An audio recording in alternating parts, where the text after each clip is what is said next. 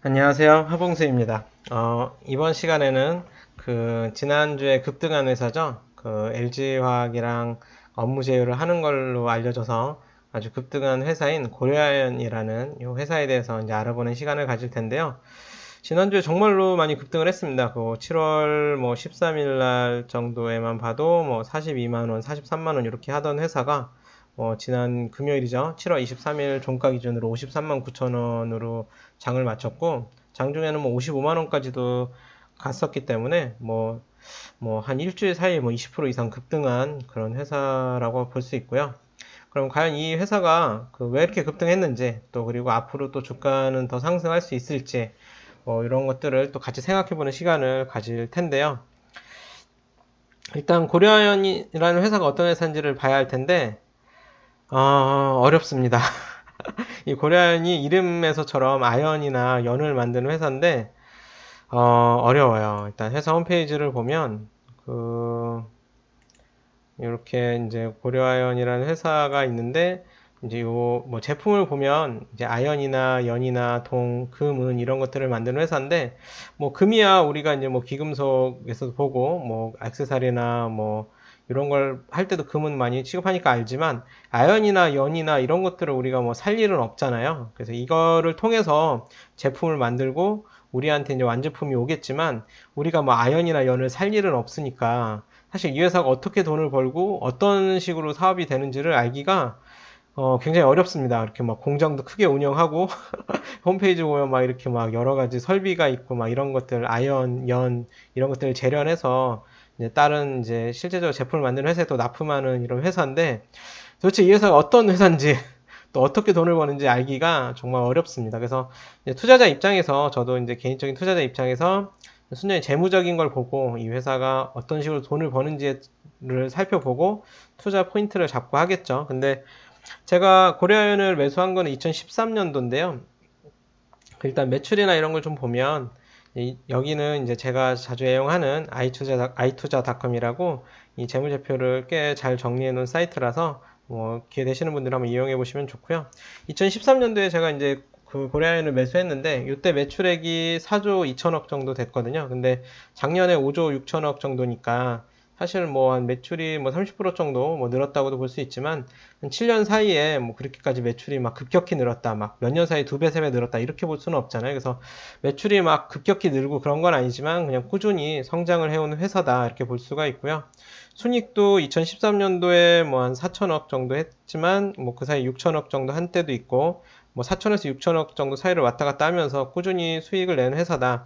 사실 이 사이에 여러 가지 경기 변화도 있을 테고 어려움도 있었겠지만 안정적으로 꾸준히 수익을 내온 회사다라고 볼 수 있지만, 작년에 5,700억 정도. 근데 그렇게 급격히 순이익이 급증하거나 다이나믹하게 성장하는 회사는 아니다. 그렇지만 안정적으로 꾸준히 수익을 내오는 견실한 회사다, 이렇게 볼 수 있겠죠. 그리고 올해 1분기에는 약 한 2천억 정도 순이익을 냈기 때문에 이 기조로 계속 간다면 올해는 한 8천억 정도 순이익도 예상해 볼 수는 있다, 이렇게 볼 수 있고요. 2013년도에 배당이 한 5천 원이었는데 이제 작년에는 15,000원까지 배당금도 꾸준히 늘려온 회사다라고 볼 수 있습니다. 그래서 이렇게 그냥 안정적으로 볼 수 있는 회사고, 지금 이게 일별 차트로 보면 이런데, 월별 차트로 보면 제가 산 게 이제 2013년도에 2013년도 4월이랑 7월 달 정도에 샀었는데요. 평균 매수 가격이 한 30만 원 정도거든요. 그래서 30만 원 요 정도 요때쯤에 산 것 같아요. 2013년도에 하락했다고 생각해서 샀나 본데, 30만 원 정도에 사서 지금 물론 상승은 했지만 아주 급격히 상승했다고 보기도 어렵고, 어떻게 보면 주가는 횡보하고 있는 상황이다라고도 볼 수 있겠죠. 그래서 아주 다이나믹하게 주가의 상승을 재미를 느끼거나 이런 거라기보다는 어떻게 보면 좀 주가 흐름은 좀 지루한 회사다라고도 볼 수 있습니다. 그래서 그런데 이제 LG화학과 관련된 얘기를 하기 전에 배당과 관련된 얘기를 간단히 좀 하자면, 2013년도에 제가 이제 30만 원 정도에 매수를 할 때는 배당금이 5천 원이었으니까 매수 금액 기준으로 한 1.63% 정도 배당 수익률이 됐죠. 근데 이제 지금 53만 9천 원으로 생각해서 올해도 15,000원 정도 작년과 동일하게 배당한다면 배당 수익률이 2.78%지만 제가 산 매수 원금 기준인 30만 원 정도로 봤을 때는 4.89%다. 그래서 배당 수익률이 뭐 몇 프로 안 되니까 너무 무시하는 경향도 있을 수 있는데 배당 수익도 절대 무시할 수 없다라는 게 꾸준히 수익을 내고 성장하고 순이익과 매출이 늘어나는 회사는 배당금이 또 늘어나기 때문에 그 매수 원금 기준으로는 시간이 지날수록 수익률이 좋아지고 배당 수익률도 또 무시하지 못할 수준이 될 수 있다. 그런 말씀을 또 드리고 싶어요. 그래서 배당 수익률도 너무 무시할 건 아니다. 이런 말씀을 드리고 그럼 지난주에 제가 딱 한 주 팔았거든요. 23일 날. 왜 한 주 팔았냐? 근데 보통 이제 제가 한 30만 원 정도 이렇게 막 많이 사지는 않습니다. 고려하는 뭐 잘 아는 분야는 아니라서 많은 주식을 산 건 아니지만 30만 원 정도의 주식을 2013년도에 좀 매수를 하고 2014년도부터 19년 사이 뭐 40만 원대, 50만 원대 계속 조금씩 매도를 하다가 마지막으로 매도했던 2019년도에 목표가가 이제 56만 원으로 설정을 해놨었거든요. 그래서 이제 목표주가 그냥 한 주나 한번 팔자 56만 원에 이렇게 예약 매도를 해놨었는데 보니까 주가가 너무 급등을 해서 거의 목표가에 도달해 있는 거예요. 그래서 55만 원인데 목표가인 56만 원을 못 찍고 하락하면 너무 억울하잖아요.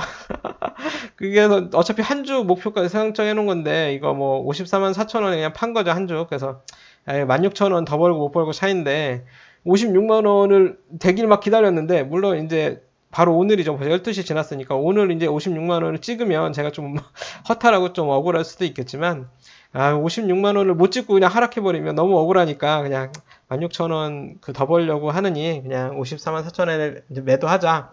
그리고 남은 주가 몇 주 안 되는데요. 그냥 두 주씩 이제 64만 5천원에 이제 예약 매도를 해놨죠. 64만 5천원에 만약에 누가 산다면 64만 5천원에 사도 배당 수익률은 2.34%가 되거든요. 15,000원 배당한다고 하면. 그러니까 굳이 뭐 주가가 또 하락할 수도 있고 하지만 그냥 계속 갖고 있으면서 배당 받으면서 있다가 뭐 단기간에 64만 5천 원이 될 수도 있지만 LG화학과 업무 협약을 했다고 해서 뭐 2차 전지 소재주로 주목받으면서 단기간에 오르면 또 매도하는 거고 단기간에 못 오른다 하더라도 또 몇 년 지나서는 또 64만 5천 원까지 갈 수 있는 회사다라고 보기 때문에 그냥 64만 5천 원 정도에 다음엔 또 팔자 이렇게 해놓은 거고요. 그리고 어쨌든 저희가 산 매수 원금 기준으로는 배당 수익률이 4.89%가 되는 거니까 그냥 갖고 있어 보자. 뭐 이렇게 생각을 하는 거죠. 그래서 남은 거는 64만 5천 원 정도에 이제 예약 매도를 해놨는데 그러면 과연 이제 이 지금 53만 9천 원에서 그 주가가 더 오를 거냐를 고민해 봐야겠죠. 주가가 더 오를 수 있느냐. 근데 그 부분도 굉장히 어렵습니다. 이제 실질적으로 이제 요 고려아연이라는 회사가 이제 2차 전지에 대한 기대감으로 주가가 더 오를 것이냐라는 걸 판단하는 건 어떻게 보면 약간 모멘텀 투자죠. 이제 사람들의 기대감에 의해서 주가가 더 오를 거냐 말 거냐. 사실 가치 투자를 하는, 저는 이제 가치 투자를 한다는 입장이니까 가치 투자를 하는 입장에서 사람들이 더 기대하고 주가가 오를 거냐 떨어질 거냐는 예측하지 않는 게 가치 투자이기 때문에 일단 주가가 오를지 떨어질지는 예측하지 않는다 하더라도 수익이 돈을 더 벌 거냐 못 벌 거냐라도 예측을 할 수 있어야 되는데 그것도 정말 어렵습니다. 그걸 또 단적으로 보여주는 게 이 애널리스트 분들조차도 의견이 나눠요. 여기 보면 이건 아주경제 신문 기사인데요. 이제 키움증권에 있는 이종현 연구원님은 이제 고려아연과 LG화학이 2차 전지 전구체 생산을 위한 합작사 설립과 관련한 업무 협약을 맺고 2차 전지 소재 산업에 관한 협력을 약속했다. 향후 이제 재활용 사업까지 확장될 가능성도 열어둘 필요가 있다. 그러면서 순이익도 좋아질 거고 2차 전지 전구체 생산을 통해서 2차 전지 배터리 관련주로 묶여서 주가가 상승할 수 있다. 그래서 목표 주가도 64만 원으로 올렸다. 이런 분이 있고 또 반면에 요 NH투자증권 요거는 이제 이데일리 기사인데요. NH투자증권의 변종만 연구원님은 이미 주가는 오를 만큼 오른 거다. LG화학과 이제 협력을 통해서 체결된 소식이 알려졌고 이것 때문에 주가가 올랐기 때문에 뭐 굳이 사라고는 못한다. 매수해서 보유로 바꿨다. 이제 팔라고도 못하지만 사라고도 못하겠다. 그러면서 목표가는 또 오히려 지금 주가보다 낮아요. 49만 5천 원을 유지했다는데 지금 주가가 53만 9천 원이니까 뭐 사실 이거보다도 훨씬 높은 주가잖아요, 지금이. 그래서 이분은 또 오히려 더 사라고 못하고 어떻게 보면 팔라는 얘기처럼 들릴 수 있는 그런 또 의견을 제시하셨어요. 그래서 이미 그 주가는 올랐고 앞으로 돈을 얼마나 더 벌지 모르겠다. 그리고 그 이제 그 캠코라는 그 자회사가 있어요. 코리아인의 자회사인 캠코라는 지분 35%를 가진 캠코라는 회사를 통해서 전구체의 주요 소재인 황산니켈을 연간 5만 톤 생산하고 있는 만큼 이를 활용해 LG화학의 배터리 제조사 LG에너지솔루션에 양극재를 공급할 것으로 기대하고 있다. 아우 어려워요. 어렵죠? 무슨 말인지도 모를 정도로 어려운데 이게 쉽게 말하면 이제 양극재라는 게 뭐냐면 그냥 그 전지에서 보면 양극, 음극이 있잖아요. 그 양극을 해당하는 재료라고 보시면 될 것 같아요. 그래서 양극재를 만들 때 필요한 게 이 전구체라는 건데 전구체랑 리튬을 합쳐서 양극재를 만드는 건데 이 양극재를 만들기 위한 전구체를 생산해서 LG 에너지 솔루션에 납품할 걸로 본다. 근데 이게 고려아연이 직접 하는 게 아니고 자회사인 캠코를 통해서 할 것 같다라는 얘기인 거죠. 그래서 이게 아까 말한 대로 전구체를 만들어서 납품할 걸로 여겨진다. 그래서 매출이 오를 걸로 생각해서 주가가 오르는 것 같은데 이 전구체는 코발트, 니켈, 망간이 이제 전구체를 이루는 성분이라는 거죠. 근데 고려아연은 아까 보듯이 아연, 연, 동, 그리고 금은 뭐 이런 걸 만드는 회사인데 코발트, 니켈, 아연이 없잖아요. 그래서 코발트, 니켈, 아연이 없는데 어떻게 이제 그렇게 아까 그 납품하냐. 근데 이 고려아연이 캠코라는 이 회사 자회사를 가지고 있어요. 캠코라는 고려아연이 소유하는 회사가 있는데 이 캠코라는 회사의 황산 니켈이라는 걸 만드나 봐요. 그래서 캠코라는 회사를 통해서 이제 LG화학과 협력해서 납품할 거다라고 보여진다라는 거죠. 근데 아까 여기 이 연구원님이 이제 써놓은 것처럼 캠코라는 회사를 고려아연이 이건 이제 고려아연의 분기 보고서인데요. 고려아연이 이제 투자한 회사가 굉장히 많아요. 이렇게 뭐 갖고 있는 회사가 굉장히 많은데 이 캠코라는 비상장 회사의 지분을 35% 갖고 있어요. 그래서 지분을 많이 갖고 있는 것도 아니고 35% 정도 갖고 있고 이 캠코라는 회사를 통해서 납품하면 캠코가 돈을 벌어도 35% 정도만 이제 LG와 그 고려아연이 해당되는 거잖아요. 그리고 이 캠코라는 회사가 이제 이게 지금 100만 단위니까 100만, 1000만억, 10억, 100억, 700억 정도의 자산을 소유하고 있는데 이제 고려아연이 뭐 10조 정도 되는 그 회사기 때문에 그 시가총액이 근데 이제 이 캠코라는 회사는 너무 작은 회사인 거죠. 한 700억 정도 되는 회사인 거니까. 그리고 이 700억 정도의 자산 중에서도 이 캠코라는 회사가 비상장 회사지만 어쨌든 재무제표를 좀 찾아보니까 이 자산은 700억 정도가 되는데 그 빚이 500억이에요. 빚이 567억이고 자기 자본은 133억이고 그래서 빚이 엄청 많은 회사이기 때문에 이 캠코라는 회사가 엄청나게 크거나 견실하다고 보긴 좀 어렵지 않나 이런 또 의문도 드는 거죠. 그래서 캠코라는 회사를 통해서 과연 돈을 잘 벌 것이냐 이 고려아연이 뭐 이런 의문도 또 가지는 거죠. 그래서 제가 이제 고려아연이라는 이 주식을 소유하고 있는 사람 입장에서 소유하는 게 좋으냐 파는 게 좋으냐를 고민해 봤을 때 이 고려아연이라는 주식을 갖고 있을 때의 리스크는 뭐냐?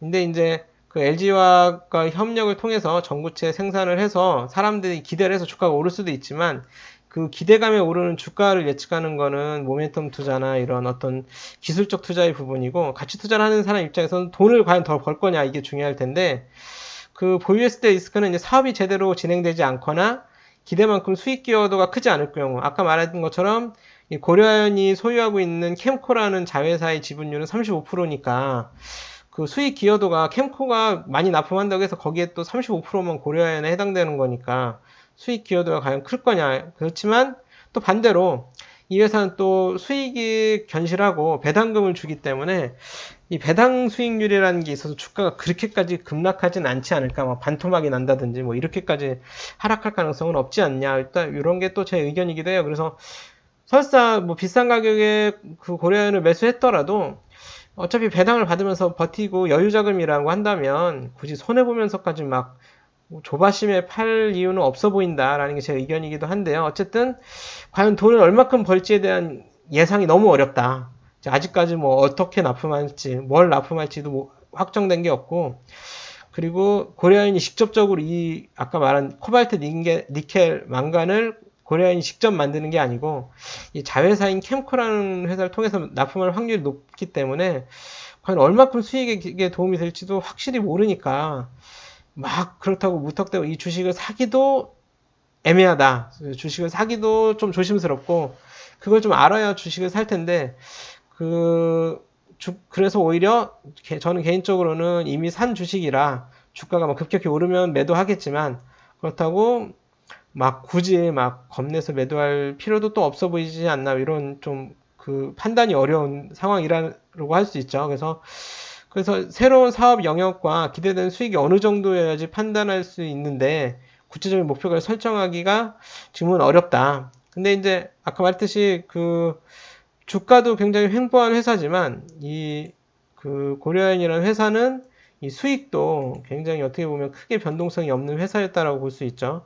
아까 말했듯이 거의 한 2013년부터 2020년까지 4천억대에서 6천억 사이로 왔다 갔다 하면서 수익이 막 크게 오르거나 막 떨어지거나 하지 않고 안정적인 회사였는데 그만큼 돈을 계속 벌면서 자기 자본은 계속 늘어났죠. 그래서 이 회사는 그 2014년도에 자기 자본은 4조 1천억이었는데 작년 말에 6조 6천억 그리고 이제 지금 6조 5천억 뭐 이렇게 되는데 자기 자본이 꾸준히 늘어난 만큼 이제 사실상 이제 6조 9천억 정도까지 늘어났네요. 6조 9천억 정도 이렇게 자기 자본은 4조에서 7조까지도 늘어났는데 자기 자본이 늘어난 거에 비해서 수익이 늘지 않았다는 건 자기 자본 이익률이 떨어졌다는 얘기죠.